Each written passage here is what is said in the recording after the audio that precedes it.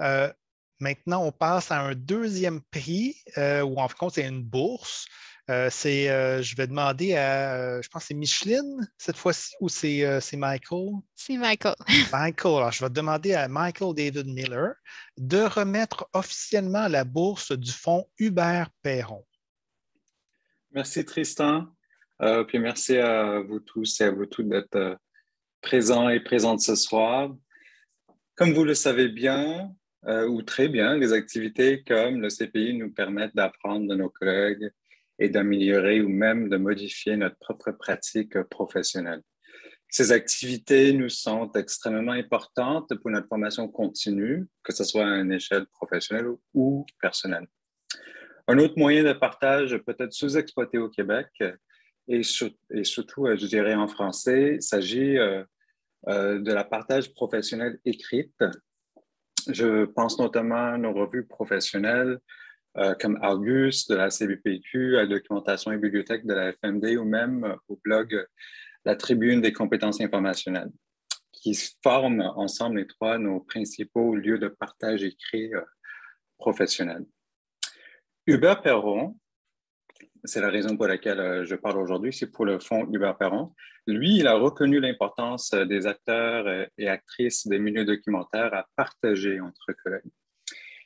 Elle a fait ceci en laissant un montant d'argent à la Fédération des milieux documentaires, anciennement la STED, pour soutenir des projets de recherche non seulement théoriques, mais également professionnels.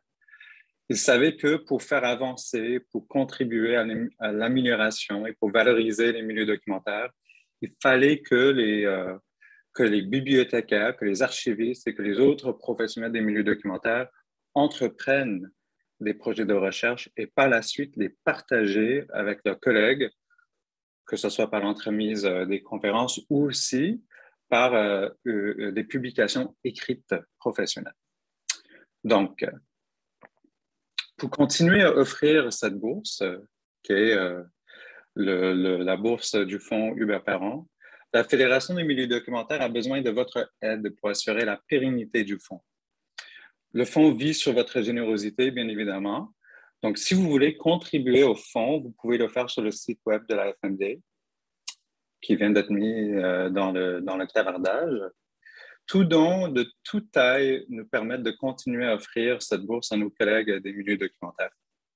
Alors, le comité du fonds Hubert Perron, que j'ai eu l'honneur de présider cette année, est heureux de vous annoncer nos deux personnes lauréates du concours 2021. La bibliothécaire Émilie Léger et le professeur Ernesto Morales pour leur projet Une bibliothèque pour tous, un guide d'aide à l'aménagement de bibliothèques inclusives.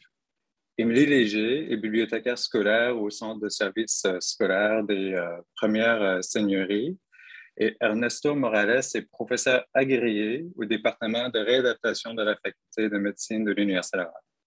Donc, félicitations à vous deux et merci pour votre future contribution au milieu documentaire.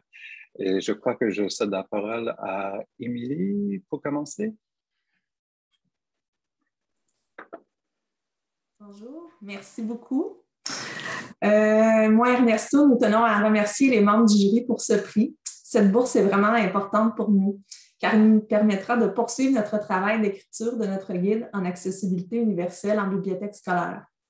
Cette récompense est significative pour nous, car elle soutient la recherche en bibliothéconomie scolaire, qui est trop peu nombreuse, et souligne aussi l'importance que tous aient leur place en bibliothèque scolaire pour répondre à leurs besoins en apprentissage.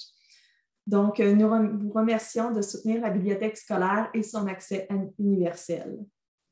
Je cède la parole à M. Morales. Ben, merci beaucoup. Merci pour cette bourse, vraiment, je ne veux pas répéter.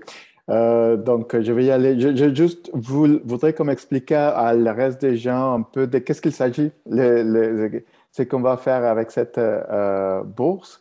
En fait, l'idée, c'est créer cette guide d'aide à l'aménagement inclusif des bibliothèques scolaires. On a fait déjà des interviews semi-dirigées, on a fait de revues de littérature exhaustives, et en plus, on a fait un petit projet des co-conceptions d'une bibliothèque avec des experts. Donc, on a vraiment toutes les données avec nous. Il manque juste l'écriture. Donc, c'est pour ça que c'est tellement important cette bourse, parce que justement, nous va à donner ce qui nous manque justement pour finaliser.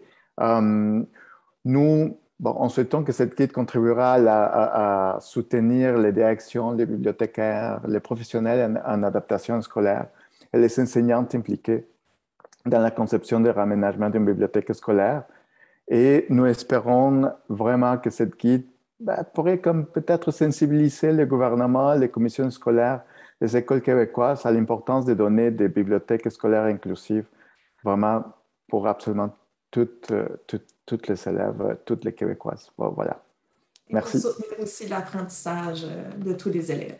C'est ça. Merci beaucoup. Merci beaucoup.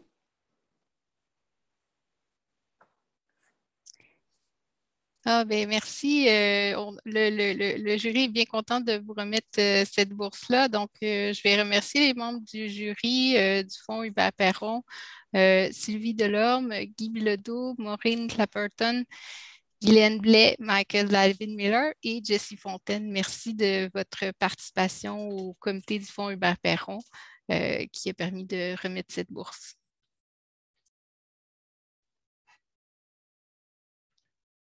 Bien, merci. Merci pour félicitations aux gagnants de la bourse du Fonds Hubert Perron.